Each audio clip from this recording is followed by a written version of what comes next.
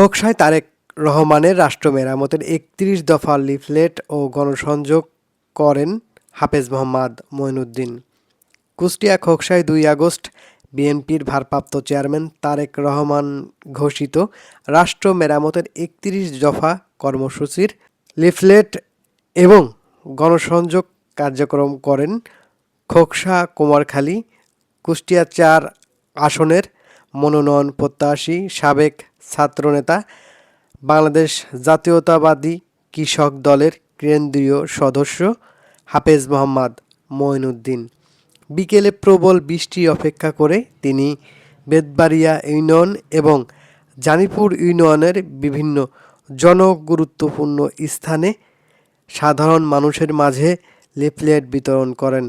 পাশাপাশি তিনি পথচারী, দোকানদার, কৃষক ও স্থানীয় নানা শ্রেণী পেশা মানুষের সঙ্গে খোলামেলা আলোচনা করেন এবং তিনি তাদের সুখ দুঃখের খোঁজ খবর নেন।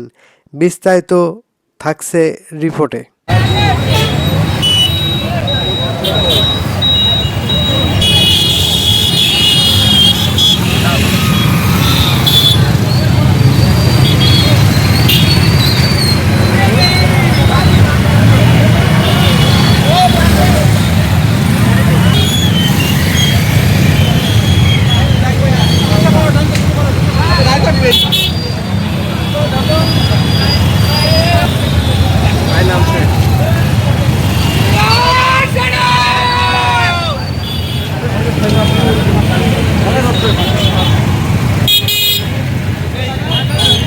আগে মর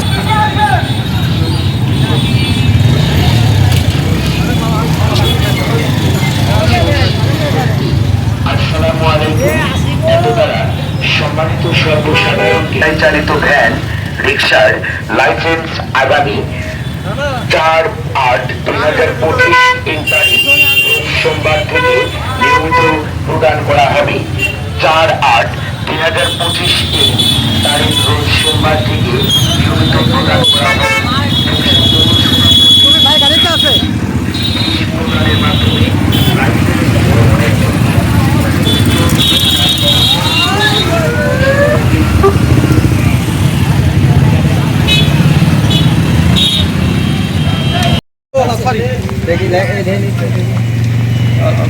একটা না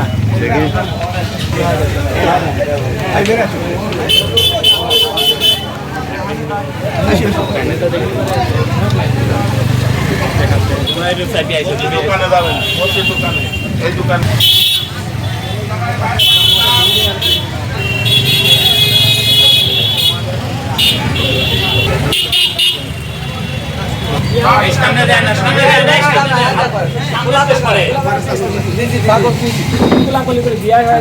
সমস্যা নেই।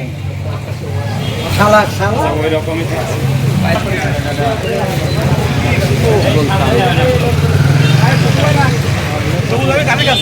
হ্যাঁ হ্যাঁ এই সুবান এদিকে বাড়া আদা রেখা তুই চলো কি আয় ঠিক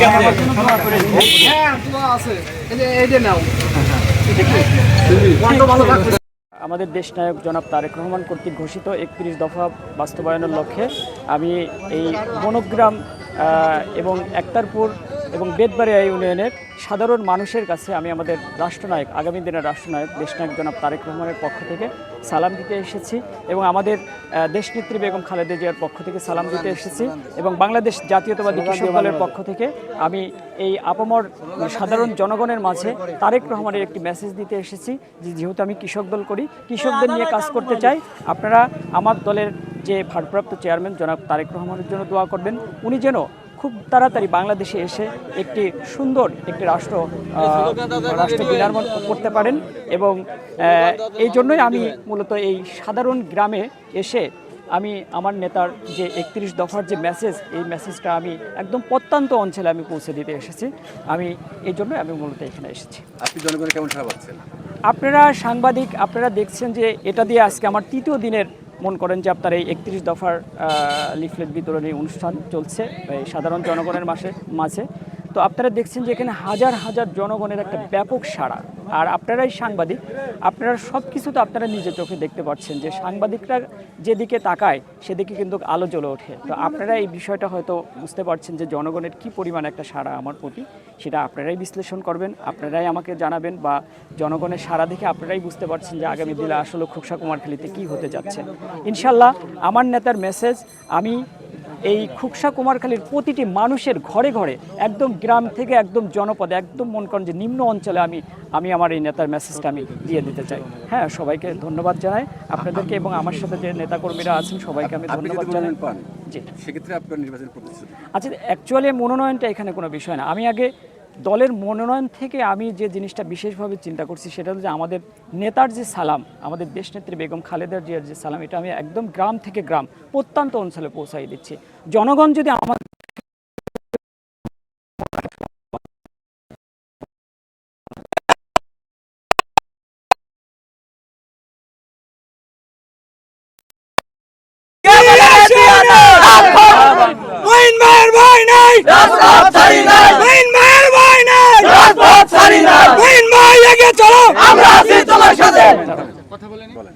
জি।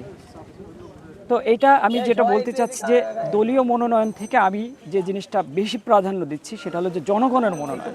জনগণের মনের মধ্যে যদি আমার দল যদি আমাকে জনগণের মনোনয়নটা আমি এই জন্যই বেশি প্রাধান্য দিচ্ছি, জনগণ যদি আমাকে সাপোর্ট দিয়ে দেয় দল অবশ্যই আমাকে সাপোর্ট দিবে, এবং যদি জনগণ আমাকে সাপোর্ট দিয়ে দেয় তারেক রহমান এখানে যাকে ধানের শীষের মনোনীত প্রার্থী করবেন, ঠিক আছে, অবশ্যই আগামী দিনে ধানের শীষের প্রতীক নিয়ে যে আসবে তার বিজয় একদম সুনিশ্চিত। এবং এছাড়াও আমি যে জিনিসটা বলতে চাই সেটা হলো যে আপনাদের মাধ্যমে আমি সুস্পষ্ট মেসেজ দিতে চাই, আমাদের দল থেকে যাকেই মনোনয়ন দেওয়া হোক না কেন, আমরা একদম সবাই মিলে কাঁধে কাঁধ মিলে আমরা সেই প্রার্থীকেই আমরা ইনশাল্লাহ বিজয় করব, আমরা ধানের শীষকে বিজয় করব, এবং দেশনেত্রী বেগম খালেদা জিয়াকে বিজয় করব, এবং বাংলাদেশকে বিজয় করব।